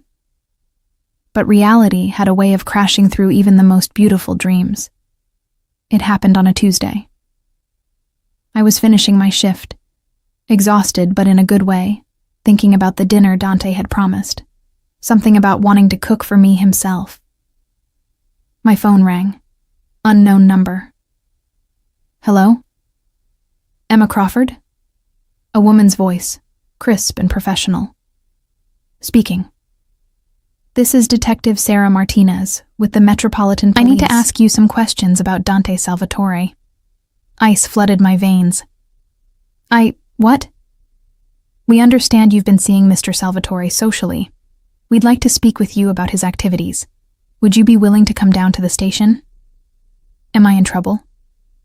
No, ma'am. We're simply gathering information. But your cooperation would be appreciated. I hung up, my hands shaking. Stared at my phone like it had transformed into a snake. Police. Questions about Dante. Activities. Import-export. He'd said. Gray areas. Not a good man. What had I gotten myself into? What had I exposed Lily to? My phone rang again. This time, Dante's name flashed on screen. Emma.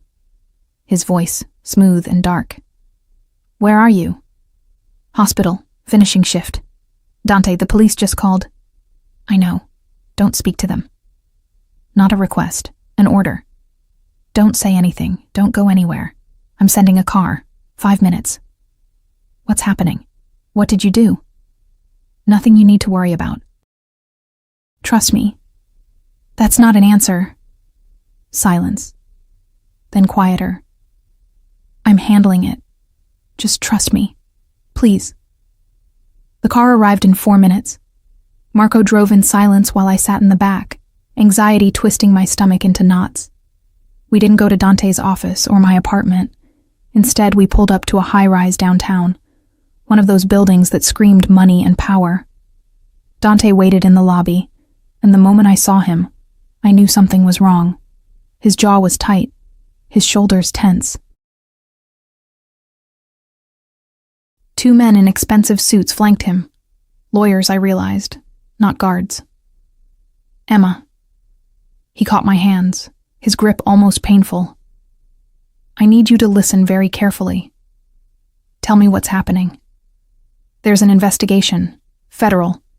They've been building a case against certain business associates of mine. People who deal in things far more illegal than what I do. But the investigation is broad. They're looking at everyone connected. I couldn't finish the sentence. You're not implicated. You've done nothing wrong, but they'll try to use you to get to me.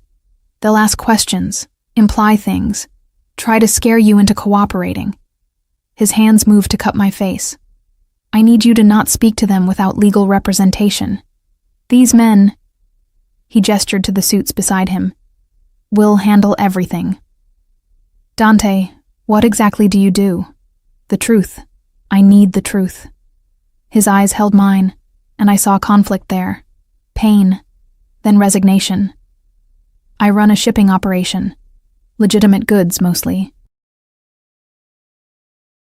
But some of my clients, past clients, weren't asking questions about where certain merchandise came from. Stolen art sometimes. Goods that bypassed customs. I stopped taking those jobs 2 years ago, went completely legitimate. But the past has a way of catching up. So you're a criminal. I was. In some people's eyes, I still am. But I've never dealt in drugs, never in weapons, never in anything that could hurt innocent people.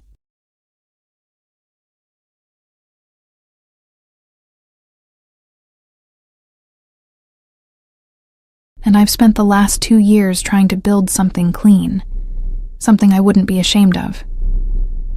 I pulled away from his touch, wrapped my arms around myself. You should have told me. Before we... Would you have given me a chance if I had? His voice cracked slightly. Would you have let me help you, take you to dinner, into your life? Or would you have run? I don't know. Honest. Brutal. But I deserved the choice. You're right. He stepped back, hands falling to his sides. You deserved honesty.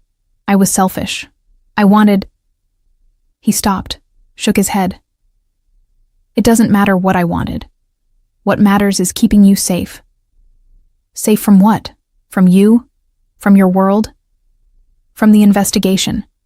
From people who might think you know something valuable? From anyone who might use you or Lily to get to me? His voice had gone hard, cold, the voice he probably used in business. That's why you need legal representation. Why you need protection. I don't want protection from strangers. I want the truth from you. My voice broke. Did you use me? Was this all just... what? Amusement? A distraction? No. The single word came out fierce. Emma, no. Everything I told you was true. Everything I feel. He stopped himself, jaw working. You weren't a game. You were the first real thing I'd felt in years. Were? The past tense hit like a slap. Are. He closed the distance between us again, desperate now. Are. Present tense. But always. I won't ask you to stay in this mess. Won't ask you to risk anything for me. If you want to walk away, I'll make sure you're protected. Make sure no one bothers you. I'll disappear from your life like I was never there. The offer hung between us. An escape. A return to my safe, exhausting, lonely existence. No police investigations, no dangerous men with dark pasts. Just me and Lily and the struggle I knew how to navigate. But also no Dante.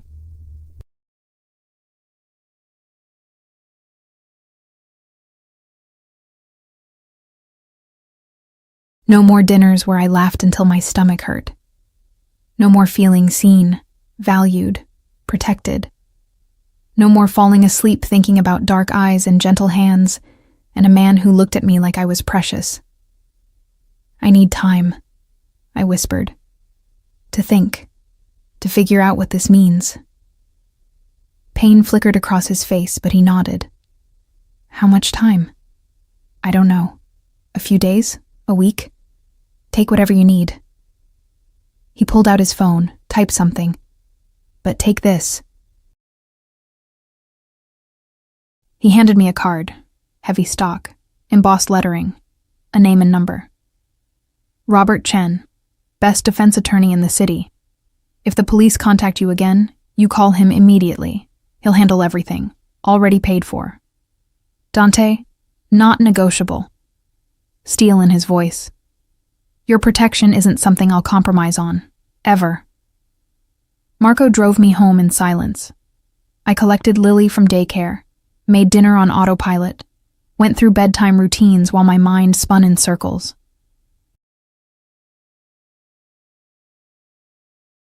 That night, alone in the dark, I let myself cry.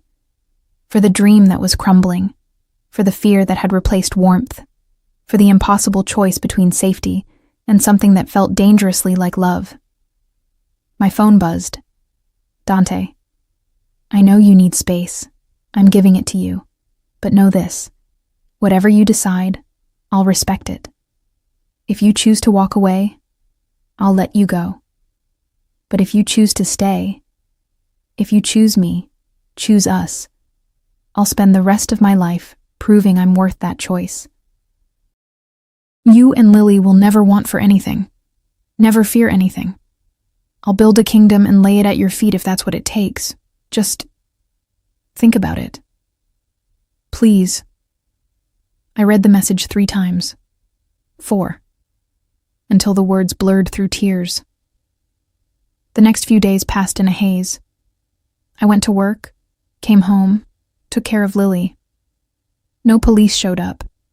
No calls came. But Dante's absence was a physical ache, a hole in my chest where warmth used to be. Mrs. Chen noticed. Of course she did. Your young man, she said one evening, watching me pick at dinner while Lily colored. You sent him away? It's complicated. Love usually is. She patted my hand with her wrinkled one. But complicated doesn't mean wrong. My husband, may he rest, he was complicated too. Difficult family, questionable business. Everyone said I shouldn't marry him, but he loved me, fiercely, protected me, gave me 50 years of happiness before he died. Sometimes complicated men make the best husbands. He's not my husband. Not yet, she smiled knowingly. But he could be, if you're brave enough. Brave enough. Was I? On the 5th day, I made my decision. I called the number on the card, Robert Chen, attorney. He answered on the 2nd ring. Ms. Crawford, I've been expecting your call. Did the police? Dropped the inquiry into you entirely. You're clear. No charges, no suspicion. Mr. Salvatore made sure of that. Relief flooded through me. How? That's privileged information. But you have nothing to worry about. A pause. Is there anything else I can help you with? Actually, yes. I need to know. The investigation into Dante. How serious is it? Also privileged. But I can tell you that Mr. Salvatore has cooperated fully, provided evidence against genuinely dangerous people in exchange for immunity. The investigation into his own activities is concluding favorably. He'll likely face fines, some restructuring of business operations. But no charges, no prison time.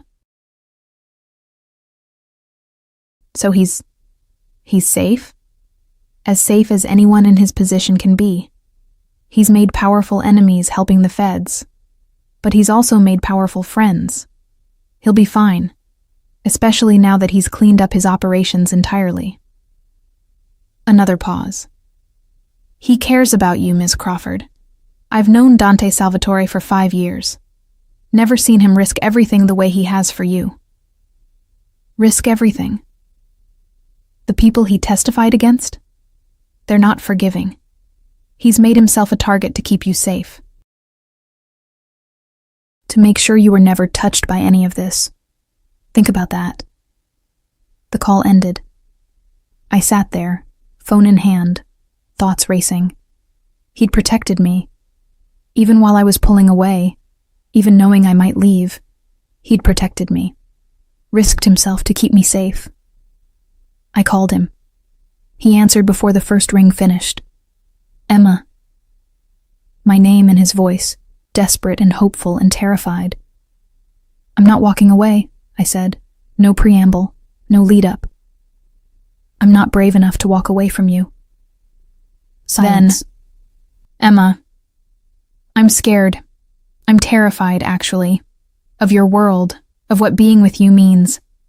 But I'm more terrified of going back to life without you, of wondering what if, of teaching my daughter that love isn't worth fighting for. I'll make this right. His voice was thick with emotion. I swear to you, I'll make this right. Just love me. The words tumbled out. Love me and Lily. Be the man you were these past weeks. That's all I need. Always. The word was a vow. Come to me. Now. Please. I need to see you. Touch you. Make sure you're real. I have Lily. Bring her. Bring Mrs. Chen if you want. Bring everyone. Just come. Please, Emma. I did. Gathered my daughter, called Mrs. Chen, and within 30 minutes we were in that sleek car heading to Dante's brownstone. Marco drove without comment, though I caught his small smile in the rearview mirror. Dante was waiting on the steps when we arrived.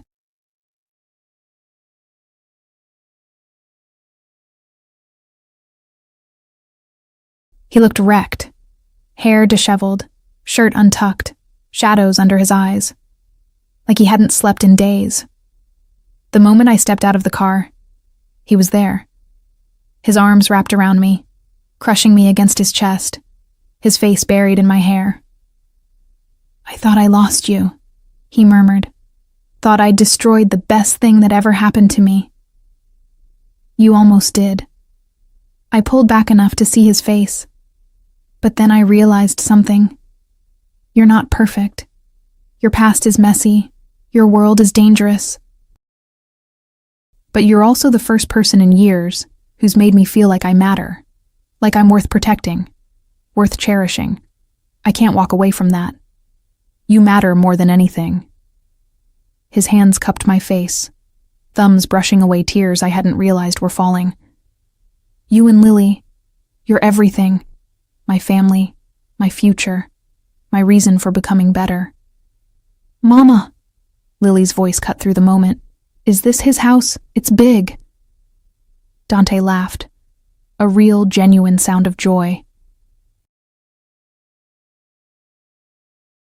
He released me, turned to Lily with that gentle expression he reserved for her. It is big. Want to see inside? I have a garden, with real flowers, and a cat who visits sometimes. Her eyes went wide. A cat? Sometimes. If we're lucky, she'll visit today. I watched him take Lily's hand, lead her up the steps, and something in my chest settled. This was right. Mrs. Chen patted my arm. Complicated, she said, smiling. But worth it. Yeah, I agreed, following them inside. The next few months were an adjustment. Dante's world was nothing like mine. All security details and business meetings and people who looked at me with barely concealed curiosity. But he was patient. Introduced me slowly. Protected me from the sharks while teaching me how to navigate the waters. He bought a house, smaller than his brownstone, in a neighborhood with good schools and parks. Put it in my name.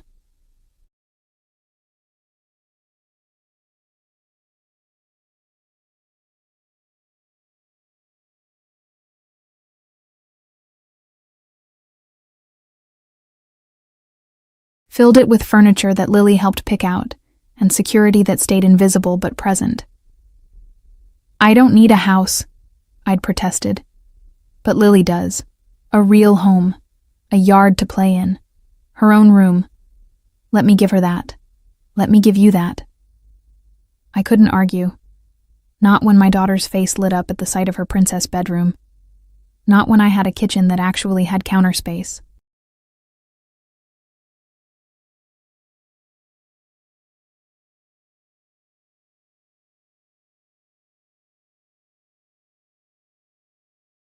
Not when I could sleep without worrying about the radiator or the broken lock, or whether Marcus might show up. Marcus. I never heard from him again. Whatever Dante had done, whatever he'd threatened, it had worked. My ex vanished like smoke, and the relief was dizzying. Work changed too. Dante wanted me to quit, offered to support us completely, but I refused. Nursing was part of who I was, so we compromised. I cut back to 3 shifts a week, spent more time with Lily. Started actually sleeping, actually eating properly, actually living instead of just surviving. And Dante, he was there, every day. Sometimes just for dinner, sometimes for whole weekends where we'd play with Lily in the park or cook together or simply exist in comfortable silence. He never pushed for more than I was ready to give, but the wanting was there, simmering between us, building with each touch and stolen kiss. 6 months after that first elevator ride, he proposed.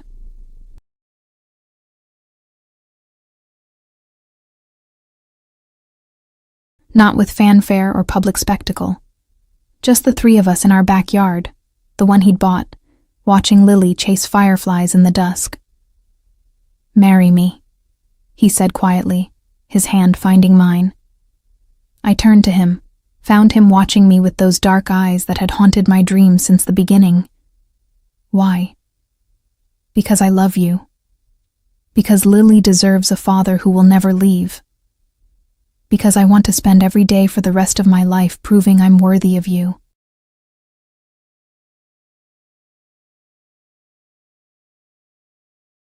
Because when I picture my future, you're the only thing I see. We've only known each other 6 months. I knew after 6 minutes. His thumb stroked my palm.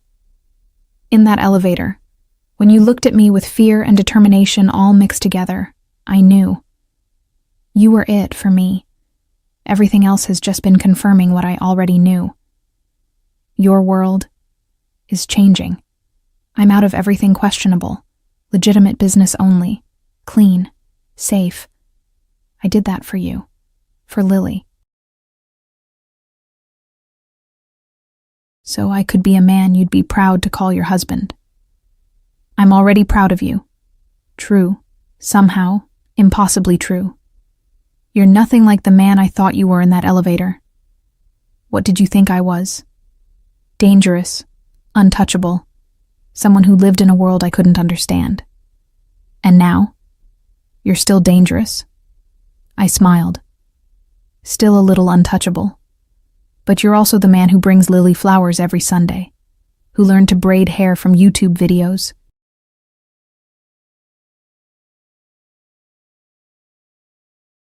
Who holds me when I have nightmares about losing her. Who makes me laugh and feel safe and believe in things I thought were only in fairy tales. Is that a yes? That's a yes. I pulled his face down to mine, kissed him soft and slow. On one condition. Anything. You teach me about your world. No more secrets. No more protecting me from knowledge I should have. We're partners, equals, even if your world scares me sometimes. Deal. He kissed me again, deeper this time. Partners, equals. Always. Mama, Dante! Lily's voice interrupted us. She ran over, fireflies forgotten, her face bright with excitement. I caught one. I caught a firefly. She opened her cupped hand slightly, revealing the gentle pulse of light within.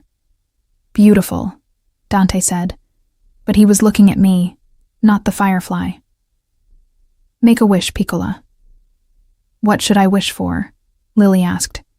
Whatever your heart wants most. She closed her eyes, concentrating hard. Then opened her hands, letting the firefly drift upward into the darkening sky. "What did you wish?" I asked. "That we could stay together forever." She looked between us. "All three of us. Is that okay?" Dante knelt down, pulled her into a hug. "That's more than okay. That's perfect." I watched them, my daughter, and the man who'd become her father in every way that mattered, and felt something settle in my chest. This was it. This was home. We married 3 months later. Small ceremony. Just us and Mrs. Chen, and a few of Dante's people who'd become friends. Lily was flower girl, taking her job with utmost seriousness. She wore a white dress and scattered petals like she was blessing the ground we walked on. Dante cried when he saw me in my dress, simple white, nothing elaborate, but enough. His vows were in Italian first, then English, promises of protection, love, partnership, of building a life together.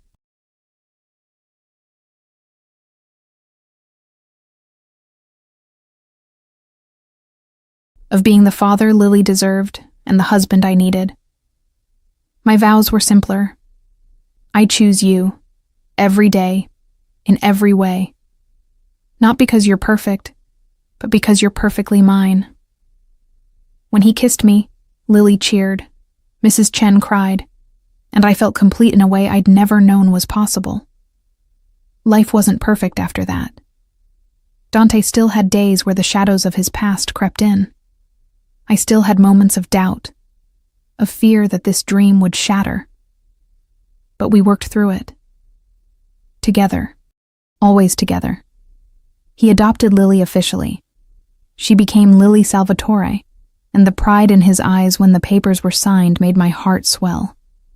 She called him Papa now, unselfconsciously, like he'd always been there.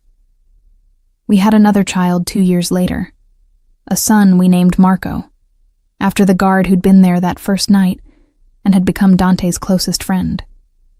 Then a daughter 3 years after that, Grace, who had Dante's eyes and my stubborn streak.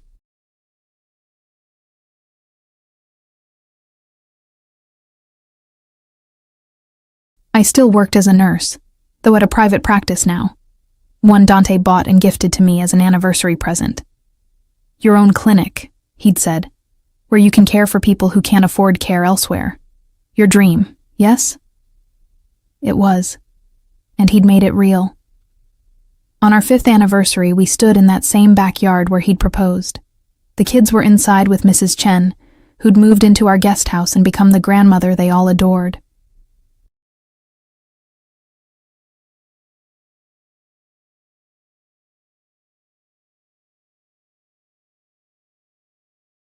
It was dusk again, fireflies beginning their dance.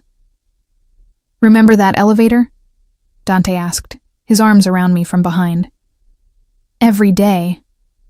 I leaned back against his chest. "Best elevator malfunction of my life. I used to think I was protecting you that night." His voice was soft, contemplative. "But really, you saved me. You and Lily. You gave me a reason to be better, to build something worth passing to our children." "We saved each other," I corrected.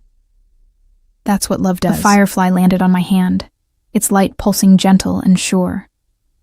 I watched it for a moment, then let it fly free, up into the darkening sky, joining its companions in their eternal dance. "Make a wish," Dante murmured. I closed my eyes. But I had nothing to wish for. Everything I wanted, everything I needed, was already here. In this moment. In this man. In this life we'd built from chance and courage and choosing each other every single day. "I don't need wishes anymore," I whispered. "I have everything." His arms tightened around me. "So do I, amore mio. So do I." And in the gathering darkness, surrounded by fireflies and love, and the laughter of our children drifting from inside, I knew it was true. This was my fairy tale. Not perfect, not without scars, but real, mine, ours. and I wouldn't change a single moment of it.